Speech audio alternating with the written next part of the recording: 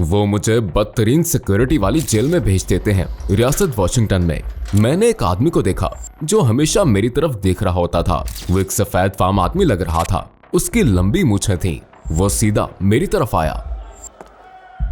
मैंने सोचा अच्छा वक्त आ गया है, और आखिर में मैं पलट गया और वो कहता है ओ नहीं, अस्सलाम वालेकुम। मैंने कहा क्या? और वो कहता है देखो दोस्त, अगर मैं तुम्हें जुम्मे की दावत दूं तो चलोगे? इमाम ने कुरान की तिलावत शुरू की तो मैं अगली सफ में गया। मैंने ऐसे किया और मैंने हट्टे कट्टे देव हैकल मर्दों को देखा, लेकिन जब वो अपने खालिक के सामने खड़े थे वो आजिज़ी में थे। अल्लाह ने मेरा दिल कब खोला तो वो लम्हा वो था जब उन्होंने सजदा किया। बस वही लम्हा मैंने कहा उमर, मैं आज मुसलमान हो जाऊंगा।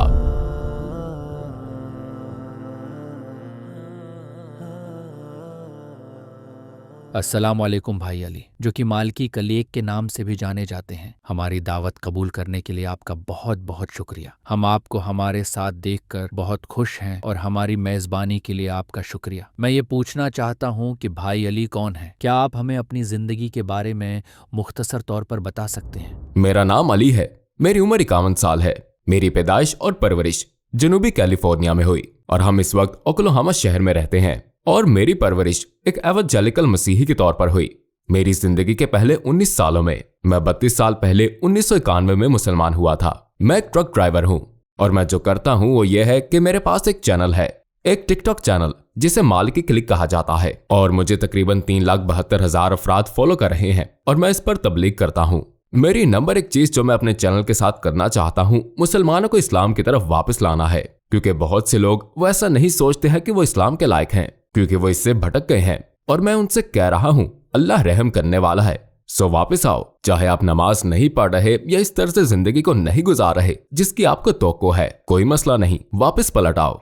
ईमान के हवाले से आपकी जिंदगी कैसी रही? मैं ईसाईयत और यीशु पर ईमान लाता था, खुदा और खुदा का बेटा होने के नाते, क्योंकि इसी तरह मेरी परवरिश हुई। वो कौन सी चीज थी जिसने आपको मजबूर किया कि अपने अकायद पर सवाल उठाएं? मुझे लगता है कि मुझे शुरू से ही शुरू करना चाहिए, मेरे एवंजेलिकल के सफर के आगाज से। तो क्या हुआ था कि जब मैं 1 साल का था तो मेरे वालिदैन ने तलाक ले ली। तब वो बहुत जवान थे। मैं अपनी माँ के साथ रहता था।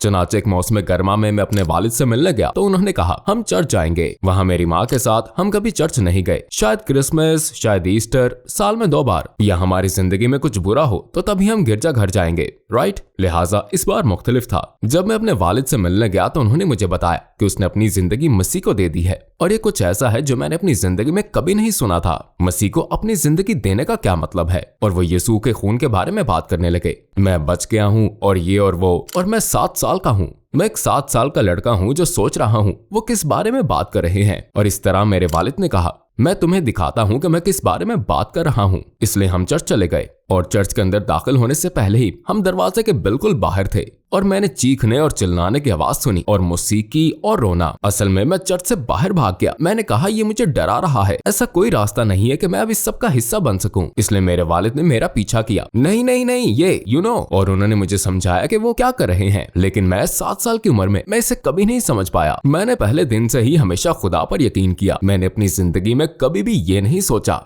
अगर खुदा ना होता तो क्या होता। मेरे दिल में ये कभी नहीं आया। मैं बाइबल पढ़ रहा हूँ और मैं जैकब के बारे में एक खास आयत पढ़ रहा था। जैकब कहते हैं, पहली आयत जो मैंने पढ़ी वो ये थी, कोई इंसान खुदा को देखकर जिंदा नहीं रह सकता। और मैं सोच रहा हूँ लेकिन लोग यीशु को खुदा कहते हैं और सबने यीशु को देखा और यीशु को देखते हुए कोई नहीं मरा। तो ये आयत थी, कोई इंसान खुदा को देखकर जिंदा नहीं रह सकता। मैंने एक और आयत की तरफ सफा पलटा, जैकब की एक और कहानी। जैकब न सिर्फ खुदा को देखता है, वो खुदा से लड़ रहा है। वो एक रेसलिंग मैच है, उसके ईरान पर खुदा है और खुदा से कहता है मैं तुम्हें उस वक्त तक जाने नहीं दूंगा जब तक तुम मुझे बरकत ना दो। ठीक है, 1 मिनट ठहरो, तुमने सिर्फ इतना कहा था कि अगर तुम खुदा को देखो भी कि उसके बाद कोई इंसान जिंदा नहीं रह सकता। ठीक है, तो जैकब इसके बाद वहां क्यों जिंदा है और खुदा की एक शक्ल क्यों है जिसे आप पकड़ सकते हैं? और क्यों खुदा जो हर चीज पर कादिर है कि जैकब को पीछे नहीं हटा सका? कहानी आगे बढ़ती रहती है। तो मैंने क्या किया, 14 साल की उम्र में मैंने अपना हाथ उठाया पादरी आया और कहा, मैं तुम्हारी कैसे मदद कर सकता हूँ। मैंने उसे 2 आयतें दिखाई और उसका रद्द-ए-अमल ये था। मुझे ये भी मालूम नहीं था कि ये बाइबल में है। मैंने हैरानी से कहा, क्या? लेकिन आप बाइबल के पादरी हैं। आप वो हैं जो आपको होना चाहिए, हमें बाइबल सिखाने वाला। और बतौर एक 14 साल लड़के के मैंने उससे पूछा, मैं इसे कैसे दुरुस्त करूं? मैं इसका मतलब कैसे समझूं?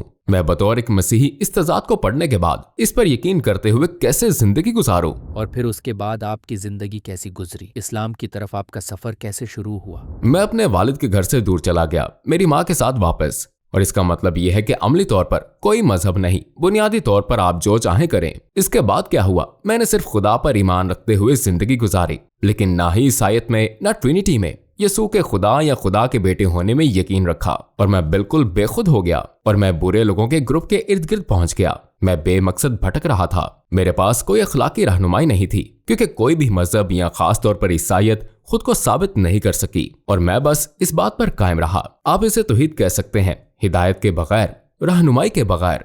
इसी तरह मेरी जिंदगी गुजरी। लिहाजा मैं उन लोगों के इर्द गिर्द आ गया और मैं 19 साल का था। और एक रात हम कुछ ऐसा कर रहे थे जो हमें नहीं करना चाहिए था। और मेरे एक नाम निहाद दोस्त ने कहा, मैं एक ऐसी जगह जानता हूँ जिसे हम लूट सकते हैं। लिहाजा हर किसी को अपनी पिस्तौल मिल जाती है और हम चलते हैं। अब यहाँ याद रखने वाली अहम बात यह है कि मेरे पास नौकरी थी, मेरे अकाउंट में पैसे थे, मुझे चोरी करने की जरूरत नहीं थी। लेकिन मेरी जिंदगी में कुछ कमी थी। मेरी जिंदगी में कोई खुदा नहीं था। मेरी जिंदगी बेतरतीब थी, मैं ऐसा ही कहूंगा। और मैंने ये किया। अगर किसी ने मुझसे पूछा तुमने क्यों डकैती की, असले के साथ डकैती, मैं कहूंगा बस एक एक्साइटमेंट, क्योंकि मैं खाली था, मैं अंदर से खोखला था। मुझे कोई रहनुमाई नहीं कर रहा था, कोई नतीजा नहीं था, कोई ईमान नहीं था। मैं बस जैसे तैसे जिंदगी गुजार रहा था। और इस तरह हमने डकैती की। 24 घंटे बाद हमें गिरफ्तार कर लिया गया। मैं पहले गिरफ्तार नहीं हुआ था और ना ही मैंने कभी जेल देखी थी। टूवर्ड्स इटर्निटी में हमें आपकी सपोर्ट की जरूरत है। ये खैराती इदारा है जिसका मकसद इस्लाम का पैगाम 10 जबानों में पूरी दुनिया तक पहुंचाना है। इसकी सपोर्ट करके आप जरिया बन सकते हैं लोगों के इस्लाम कबूल करने का, हराम चीजों को तर्क करने का, नमाजी बनने का, हिजाब पहनने, कुरान पढ़ना, सीखने और बहुत से नेक कामों का। और आप इन तमाम नेक कामों के अजर में हिस्सादार होंगे इंशाअल्लाह ताला। टूवर्ड्स इटर्निटी को अतियात जमा करवाएं और इस सुनहरे मौके को जाया ना करें। ना ही मेरे पास पिस्तौल या बंदूक थी, ना ही मैंने किसी को यरगमाल बनाया या बंदूक तानी। मैंने सिर्फ कंप्यूटर, जेवरात और पैसे गाड़ी में लोड किए। चनाचे वकील मेरे पास आया और कहा, आपको तकरीबन 8 से 10 साल अंदर रहना होगा। तुम क्या बात कर रहे हो? ज्यादा से ज्यादा सिक्योरिटी जेल, 8 से 10 साल। मैं बदमाशों के साथ घूमता फिरता रहा, हैवानों के साथ, और मैं खुद एक जानवर ही तो था। मुझे अब कोई परवाह नहीं थी। मुझे सिर्फ अपनी जिंदगी में कुछ चाहिए था जो इस खला को मुकम्मल कर सके। उन्होंने मुझे ग्लैडिएटर स्कूल भेज दिया, बदतरीन, सबसे ज्यादा सिक्योरिटी वाली जेल रियासत वॉशिंगटन में। इस जेल का नाम वाला वाला था। तो जिस दिन मैं वाला वाला में दाखिल हुआ, मैं डर गया। मैं 19 साल का था। मैं अपनी जिंदगी में कभी जेल नहीं गया था। मैं जेल के कल्चर को नहीं जानता था। मैं खो गया था। सबसे ऊपर सुपरमैक्स होता है और उसके बिल्कुल नीचे सख्त सिक्योरिटी। सुपरमैक्स दहशतगर्दों के लिए है, सीरियल किलर्स और इस तरह के लोगों के लिए। लिहाजा उन्होंने मुझे ज्यादा से ज्यादा सिक्योरिटी में रखा, वाला वाला जेल में। तो पहले दिन जब मैं जेल गया, व्हाइट आर्यन ब्रदरहुड, ये एक जेल गैंग है, मेरे पास आया और कहा, ठीक है, तुम मुझे सफेद लग रहे हो, क्या तुम मुकम्मल तौर पर सफेद हो? मैंने कहा, मैं जैसे शायद मेरे 1 या 2 सफेद फार्म दोस्त थे। उनमें से ज्यादातर फिलिपाइनी या स्याह फार्म या हिस्पानवी थे। ये सवाल मेरे लिए अजीब था, लेकिन मैंने जवाब दिया, हाँ, मैं मुकम्मल सफेद हूँ, यकीनी तौर पर। उसने कहा, ठीक है। और इस तरह उसके साथ 3 और लोग भी थे और उन्होंने मेरे कंबल और मेरे तौलिए ले लिए और मेरे लिए सब कुछ मेरे सेल में ले गया। और जब हम बेसमेंट में नीचे चले गए तो एक ऐलान किया, ये हमारे साथ है, आप जानते हैं, एक नया सफेद फार्म लटका है। नीचे जाते हुए ये आदमी हमारे साथ है, राइट? ताकि दूसरे लोगों को मालूम हो सके। लिहाजा महीनों और महीनों तक ये सिलसिला जारी रहा। मुझसे पूछा गया कि क्या मैं चर्च जाना चाहता हूँ। मैंने कहा नहीं। क्या आप बाइबल चाहते हैं? मैंने कहा नहीं। मैंने खुद को दूसरे मजाहिब के बारे में पढ़ते हुए पाया। मैंने यहूदियत के बारे में पढ़ा। मैंने तकरीबन 5 मिनट तक हिंदू मत के बारे में पढ़ा। मैंने किताब पढ़ी और मैंने कहा, ये तो नहीं, बिल्कुल नहीं। कुछ महीने बाद, मैं कहूंगा 6, 7, 8 महीने, मैं अकेले सहन में चहलकदमी कर रहा था, जो कि ऐसा करना बहुत खतरनाक है। ये रूटीन हफ्तों तक चलती रही। मैंने देखा कि एक शख्स हमेशा मेरी तरफ देखता रहता है। वो एक सफेद फार्म आदमी लग रहा था। उसकी लंबी मूछें थी। वो सफेद लग रहा था, लेकिन वो स्याफाम लोगों के साथ बैठा था। वो हमेशा मेरी तरफ देखता रहता था और मैं संजीदगी से सोचता था कि इससे मुझसे कोई मसला था। मैंने संजीदगी से सोचा कि हमारा जरूर फड्डा होने वाला है। तो एक दिन मैं ट्रैक पर चहलकदमी कर रहा था और वही शख्स यार्ड में मेजों से उठ खड़ा हुआ और सारा वक्त मुझे देखता रहा। उसके पीछे तकरीबन 5 स्याफाम अमरीकी खड़े थे और वो सीधा मेरी तरफ आया और मैंने सोचा अच्छा वक्त आ गया है, ये ऐसे ही होता है, मुझे अब पीटा जाएगा। उन्हें मुझसे कोई मसला है, लिहाजा वो सीधे मेरे पास चले आए, यहाँ तक कि वो मुझसे 10 गज के फासले पर पहुंच गए। आखिरकार मैं मुड़ा और सामना करने के लिए तैयार हो गया क्योंकि मैं जानता था कि क्या होने वाला है। वो शख्स कहता है ओ नहीं, ऐसा कुछ नहीं है, अस्सलाम वालेकुम। मैंने कहा क्या, और उसने उसके पीछे देखा और कहा ओके, ये अच्छा नहीं लग रहा। मेरे पीछे हट्टे कट्टे आदमी हैं और हम एक आदमी पर हमला कर रहे हैं। उसने कहा मैं सिर्फ आपसे 1 मिनट बात करना चाहता हूँ। और मैंने कहा जब तक कि आप अकेले हो ठीक है। और उसने कहा माय बैड, ये गलत लग रहा है और हमारा आपसे अप्रोच का तरीका गलत था, हम माजरत ख्वाह हैं, ये हमारी गलती है। और फिर हम साथ साथ ट्रैक पर चहलकदमी करने लगे और मुझे पता चला कि उसका नाम उमर था और ये कि उसका ताल्लुक तुर्की से था। सो के आप पहले शख्स हैं तुर्की से जिससे मेरी मुलाकात हुई है। उसने कहा तुम इस्लाम के बारे में क्या जानते हो, और मुझे बिल्कुल अंदाजा नहीं था कि ये लफ्ज क्या है। और मैंने उससे कहा इस्लाम आप अंग्रेजी में कैसे कहते हैं। उसने कहा कि इस्लाम एक दीन है। मैंने कहा ओ मुझे ये मालूम नहीं था। उसने मुझे बताया कि इस्लाम क्या है और हम बातें करते रहे और करते रहे। आखिरकार एक दिन वो एक किताब लेकर आया और उसे तौलिए में लपेटा हुआ था और उसने संजीदा लहजे में कहा देखो यार, मैं तुम्हें किताब देने जा रहा हूँ, लेकिन आपको इस बात को यकीनी बनाना होगा कि आप इसे साफ रखें और आप इसकी तौहीन नहीं करेंगे, आप इसे जमीन पर नहीं गिराएंगे, ठीक? क्या मुझे जबान देते हो, क्योंकि मैं आपको एक किताब देने जा रहा हूँ। मैंने कहा यकीनन उमर, किताब क्या है? और इसने उसे खोला और ये एक नीला कुरान था सुनहरी तहरीर के साथ। और उसने कहा ये मेरी तरफ से आपके लिए एक तोहफा है, अब ये कुरान तुम्हारा है। और मैंने इसे लपेट लिया और मैंने कहा शुक्रिया उमर, आपका बहुत बहुत शुक्रिया। मैं अपने सेल में वापस आ गया और मैंने एक किताब खोली और पहली चीज जो मैंने की वो ये है, मैं इंडेक्स पर गया और मैंने नाम तलाश किए। मूसा, यसू जाहिर हुआ, इब्राहिम, इसहाक, यूसुफ, याकूब, ये सब कुछ। और मेरा पहला रद्देमल ये था ओ गॉड, ये तो बाइबल जैसा है, और अगर ये बाइबल की तरह है तो ये सच नहीं है, इसमें ये तजादात होंगे, ये वही लोग हैं। ओ यार, उमर जो कह रहा था वो अच्छा था और अब मैं नहीं जानता। चनाचे मैंने कुरान खोला और कहानी पढ़ी। पहला बाब जो मैंने खोला वो रहमान था। मैंने इसे पढ़ा और मैं बस, कुरान की जबान और इसकी तरतीब मेरे लिए बहुत अनोखी थी और मैंने सोचा इस किताब का अंदाज़े बयान लाजवाब है। इस तरह मैं कुरान पढ़ता हूँ और कुरान पढ़ता ही जाता हूँ। तो तीसरे दिन तक मैं वाकई कुरान में दिल लगाकर पढ़ने लगा, जैसे मैंने इसे घंटों पढ़ने का अज़म कर लिया था। तो हुआ यह कि मेरे सेलमेट ने कहा यार क्या तुम डिनर करने नहीं जा रहे? मैंने कहा डिनर, और मैंने अपने कुरान से सर ऊपर उठाया। मैंने कहा डिनर, और उसने कहा हाँ, तुम सुबह से किताब पढ़ रहे हो, तुम डिनर करोगे या नहीं? मैंने कहा हाँ, शायद मुझे करना चाहिए। मैंने कुरान बंद किया और मैं चला गया और मैंने सोचा वाह, मैं वाकई इस किताब में मगन हो गया हूँ। क्यों? ये ईसायत नहीं है, लेकिन ये एक ही तरह की बात कह रहा है। क्या हो रहा है? हफ्ते गुजर के, शायद 2 या 3 महीने भी। उमर मेरे पास आता है और कहता है देखो यार, अगर मैं तुम्हें जुम्मे की दावत दूं तो क्या होगा? मैंने कहा उमर, जुम्मा? मुझे नहीं मालूम कि आप किस बारे में बात कर रहे हैं। जी हाँ, जुम्मा, ये इतवार की इबादत जैसा है, यू नो। ठीक है, मुसलमानों के लिए ये दिन जुम्मे का है, क्या तुम आना चाहते हो? और मैंने कहा ठीक है, मुझे परमिशन लेनी पड़ेगी, जो कि कमांडिंग ऑफिसर से। तो मैंने ऐसा किया, मैंने एक दरख्वास्त लिखी, मैं नमाज जुम्मा में शिरकत करना चाहता हूँ। मेरी दरख्वास्त के चंद घंटे से ज्यादा नहीं गुजरे कि मुझे कहा गया सीओ ने मुझे जाती तौर पर बुलाया है। मैंने कहा ओके, ये सब क्या है? तो मैं सीओ के दफ्तर में दाखिल हुआ और उसने मेरी दरख्वास्त उठा रखी थी। क्या ये तुम ही हो? क्या तुमने ये दरख्वास्त की थी? मैंने उसे देखा और मैंने कहा हाँ बिल्कुल, तुम स्याफामों के साथ जुम्मे में जाना चाहते हो? मैंने कहा चाहे वो स्याफाम हो, हिस्पानवी हो, ईसाई हो, जी हाँ, मैं देखना चाहता हूँ कि वो क्या करते हैं, उनका तरीक़ेकार, वो किस तरह इबादत करते हैं। जी हाँ, ये मेरे लिए अजीब नहीं था कि मैं दूसरी सकाफतों को जानने की ख्वाहिश रखता हूँ। तो उसने कहा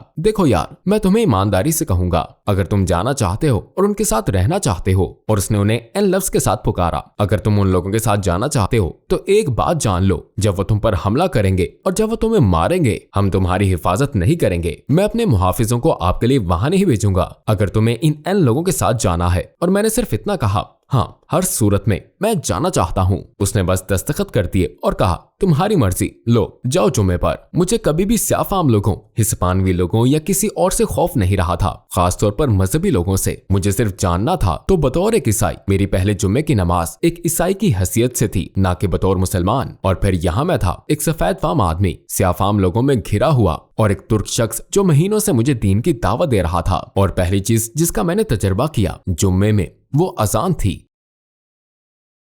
और पहली बार जब मैंने अजान सुनी, बस उसने मुझे बहुत मुतासिर किया, मेरे दिल को छू लिया। और मैंने उमर की तरफ मुड़कर कहा, उमर, ये खूबसूरत गाना क्या है जो ये शख्स गा रहा है? और उसने कहा, ये गाना नहीं है, ये नमाज की अजान है। और फिर उसने मुझे इसका तर्जुमा बताया और मैं बस यही कह रहा था, बहुत खूबसूरत, बहुत खूबसूरत। उसने कहा, अरे मैं तुम्हें दिखाता हूँ कि हम क्या करते हैं। हम वुजू करने जा रहे हैं। और उसने मुझे वुजू करना सिखाया और मैंने ईसाई होते हुए वुजू किया, बस पूरी तरह से तजर्बा करना चाहता था, है ना। तो मैंने ईसाई के तौर पर, मुशरिक के तौर पर वुजू किया और उमर के साथ बैठ गया। हमने खुतबा सुना और नमाज का वक्त आया। चनाचे उमर ने कहा, सुनो, एक तरफ बैठ जाओ, हम नमाज पढ़ेंगे। मैंने कहा, एक मिनट ठहरो, इससे पहले मेरे कुछ सवालात हैं। जब आप लोग नमाज पढ़ते हैं, आप कहते हैं कि इमाम आगे रहता है और वो कुरान पढ़ता है, क्या वो किताब से पढ़ता है? क्या वो आपकी तरफ रुख करता है और लोगों को पढ़कर सुनाता है? उसने कहा, नहीं, इस इमाम ने पूरा कुरान हिफ्ज कर रखा है। और मैंने कहा, उमर, ये किताब इतनी मोटी है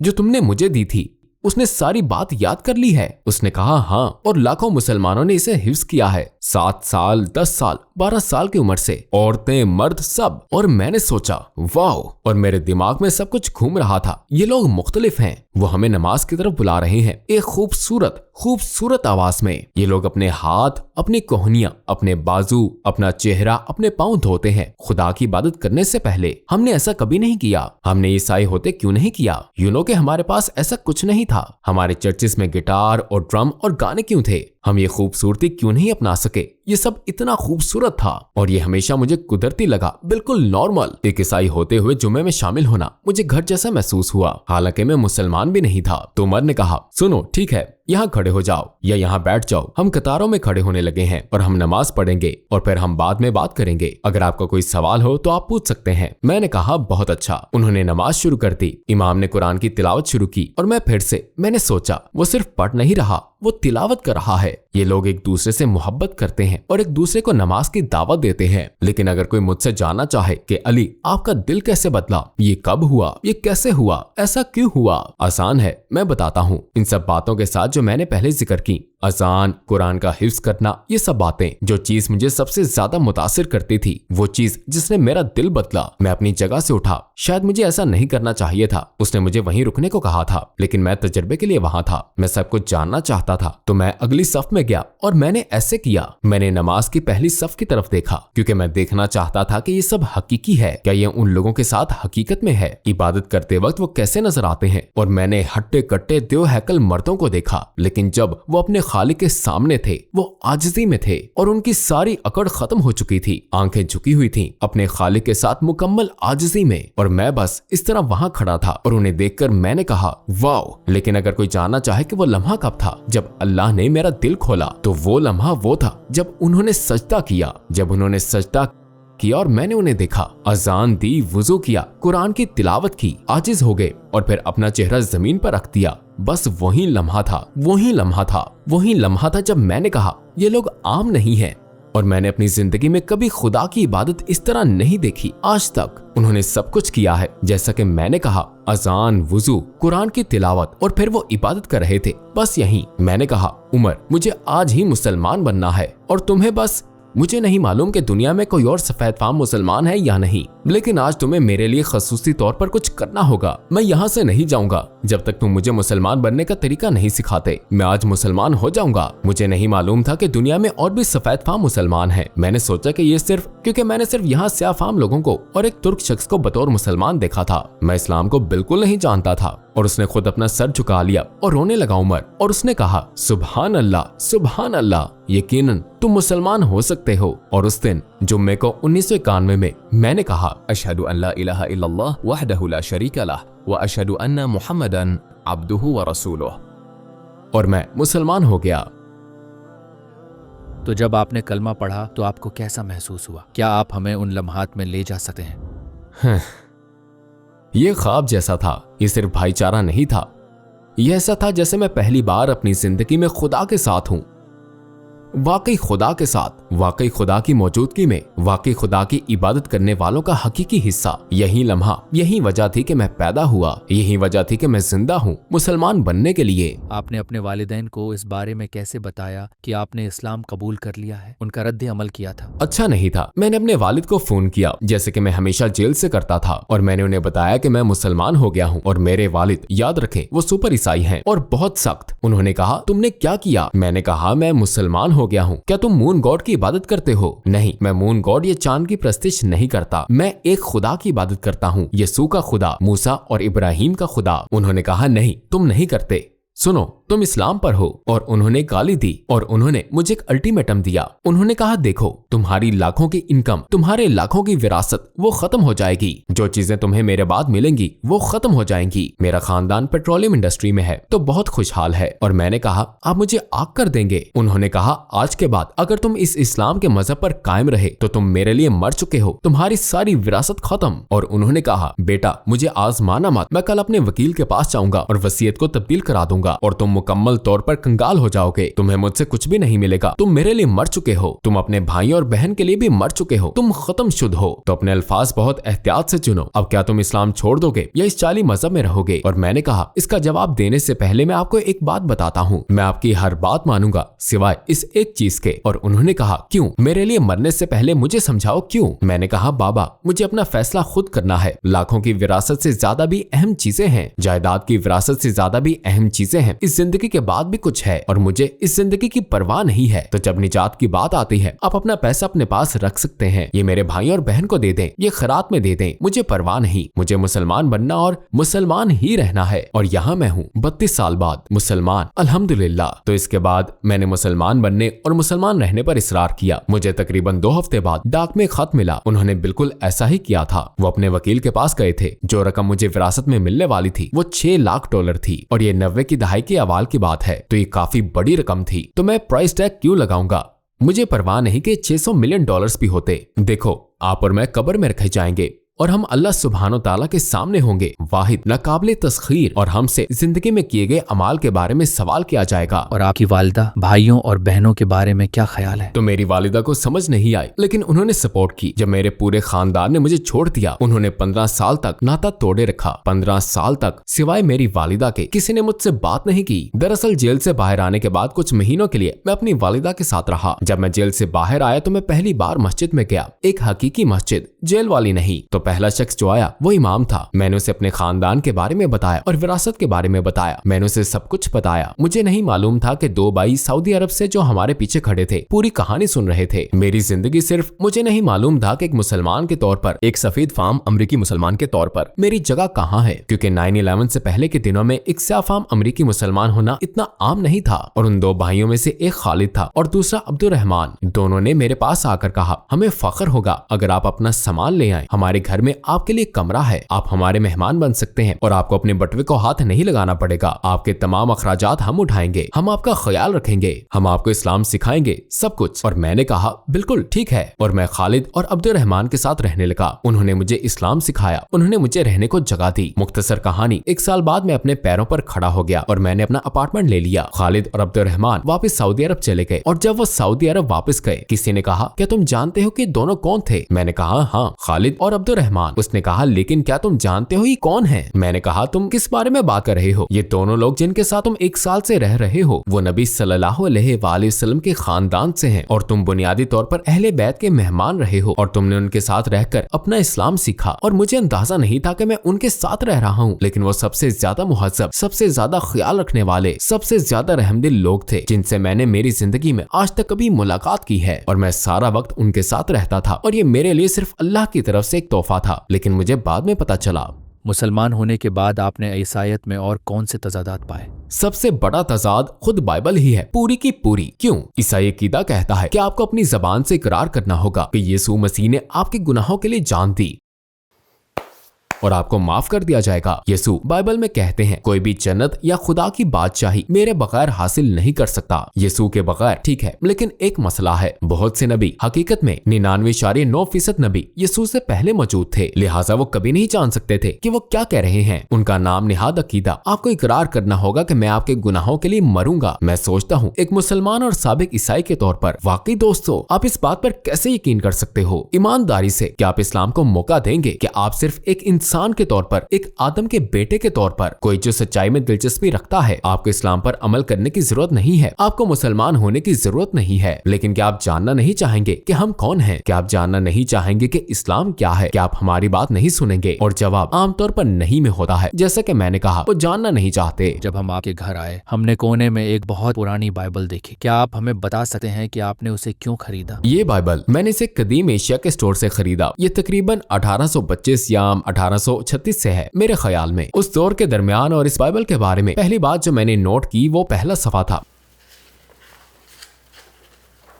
ये फलस्तीन का नक्शा है, इसराइल का नहीं, जो निहायत दिलचस्प बात है। एक और दिलचस्प बात यह है कि मैंने आयात को देखा। मेरी पसंदीदा आयात में से एक मैथ्यू 7 है, आयात 21-23, और उनमें से कुछ और आयात गायब हो चुकी हैं। वह वहां नहीं है। मैंने उन्हें तलाश किया और वो वहां नहीं है। ये तमाम आयात किस बारे में है? ये आयत है मैथ्यू 7 आयत 21। बहुत से लोग मुझसे कहेंगे, और ये यीशु बात कर रहे हैं, और ये इस आयत के मुतालिक एक और बड़ा नुक्ता है, और ये ईसा अलैहिस्सलाम बोल रहे हैं। उस दिन बहुत से लोग मुझसे कहेंगे, खुदावंद खुदावंद। यीशु ने कहा, उन्हें खुदा कहकर पुकारेंगे, ए खुदावंद, हम तेरे नाम से दुआ करते थे, यीशु के नाम पर, हम तेरे नाम पर मौत करते थे, और हम तेरे नाम पर शैतानों को निकाला करते थे, यीशु के नाम पर, खुदा के नहीं। यीशु ने क्या कहा? मुझसे दूर हो जाओ ए बदकार लोगो, ए बेकानूनो, ए जालिमो, गुनाह करने वालों, मुझसे दूर हो जाओ। ये क़यामत के दिन यीशु हैं, अपने ही लोगों से नफरत करते हुए। क्यों? क्योंकि उन्होंने वाहिद खुदा की इबादत नहीं की। उन्होंने सब कुछ यीशु के नाम से कहा। ईसाइयों के पास इसका जवाब है, और मसीही कहते हैं, लेकिन एक मिनट इंतजार करो, ये झूठे नबियों के बारे में बात कर रहे हैं। आपका मतलब पौल है जिसने ईसाईयत इजाद की। आपका मतलब पौल है, ठीक है, जब आप झूठे मसीही कहते हैं। लेकिन दिलचस्प बात यह है कि यीशु अलैहिस्सलाम ने कहा, तुम ला कानूनियत के मजदूर हो। लेकिन अगर आप यीशु के नाम से दुआ कर रहे हैं, और आप यीशु के नाम पर मौत से कर रहे हैं, और यीशु के नाम पर शैतानों को निकाल रहे हैं, और यीशु अब भी कह रहे हैं, तुम कानून शिकन हो, तुमने मेरा कानून तोड़ा, तुम मुझे खुदा क्यों कहते हो, मेरे नाम पर दुआ क्यों करते हो, कोई शरीक नहीं है। सुनो इसराइल, खुदावंद तुम्हारा खुदा एक है, ना तीन में एक, ना एक में तीन, ना बाप बेटा रूहुल कुद्स। ईसाईयत क्यों इतनी पुरस्रार और उलझन का शिकार है? यहूदी कहते हैं कि ए इसराइल सुनो, तुम्हारा खुदा एक है। मुसलमान ला इलाहा इल्लल्लाह कहते हैं। मसीही कहते हैं, यीशु ने कहा, मैं वही हूँ जो मैं हूँ। यीशु बाइबल में क्यों नहीं कहते, मैं खुदा हूँ, मेरी इबादत करो, मैं एक हूँ, मैं यीशु हूँ, मेरी इबादत करो? ये कभी नहीं होता। लेकिन जैसा कि मैंने इस इंटरव्यू से पहले आपसे कहा था, जितना ज्यादा आप इस किताब को पढ़ेंगे, उतना ही ये नामुमकिन है कि आप ईसाई हो और अपने आप को यीशु अलैहिस्सलाम का पैरोकार कहलाएं। नामुमकिन। और आपके वालिद के साथ ताल्लुकात का क्या हुआ? उन्होंने 15 साल बाद आपसे बात कैसे शुरू की?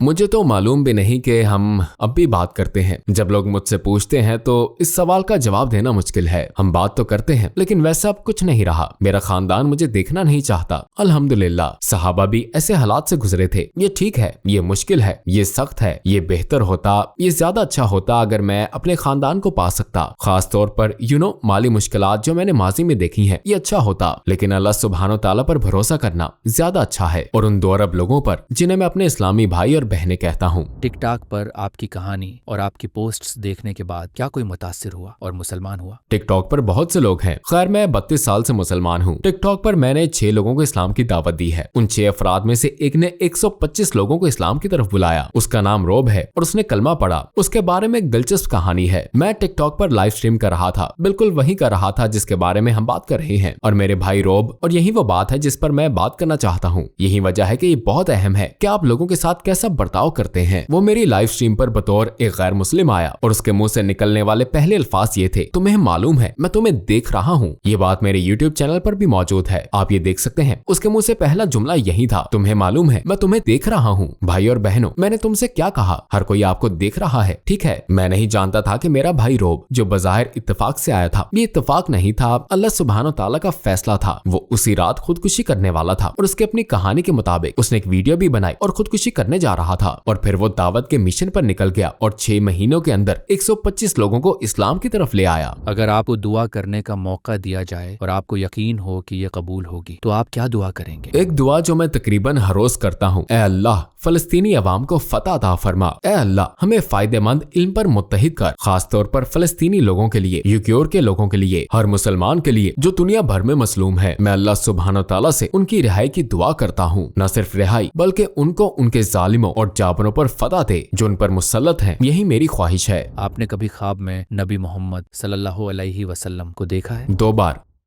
अल्हम्दुलिल्लाह। और ख्वाब में मैं रेत में चल रहा था, एक हवादार रास्ते पर जिसके ऊपर चट्टाने थी, और मैंने अपने घुटने के बराबर सतह पर देखा और एक कदम का निशान देखा। और मैंने कहा कितना अजीब है कि पत्थर में कदम का निशान है। और मैंने ख्वाब में ऊंची आवाज में कहा, यहाँ किसने रखा, ये किसका कदम है? और मैंने अपने पीछे से एक आवाज सुनी, ये तुम्हारे बाप इब्राहिम के कदमों के निशान है। मैंने कहा कि मेरे बाप का नाम इब्राहिम नहीं है। आवाज आई, नबी इब्राहिम। और मैंने पलट कर देखा और सुभान अल्लाह वही थे, रसूलुल्लाह सल्लल्लाहु अलैहि वसल्लम। और जैसे ही मैं उनके पास पहुंचा, मैंने घुटनों के बल गिरकर उन्हें गले लगाना चाहा, लेकिन ख्वाब खत्म हो गया। तो मैं इस ख्वाब से बेदार हुआ, उन्हें दोबारा ख्वाब में देखने की ख्वाहिश के साथ। और कई साल बाद मैंने देखा और मैं सहरा में था और मैंने दूर से देखा। आप सल्लल्लाहु अलैहि वसल्लम ने मेरा हाथ पकड़ा और कहा, मैं चाहता हूँ कि तुम दूसरे लोगों से मिलो। और आप सल्लल्लाहु अलैहि वसल्लम बैठ गए और मैं आप सल्लल्लाहु अलैहि वसल्लम के बगल में बैठ गया। फिर आप सल्लल्लाहु अलैहि वसल्लम ने फरमाया, अब देखो ये अबू बकर सिद्दीक हैं। फिर फरमाया, और ये उमर बिन खत्ताब हैं, और ये उस्मान बिन अफ़ान हैं,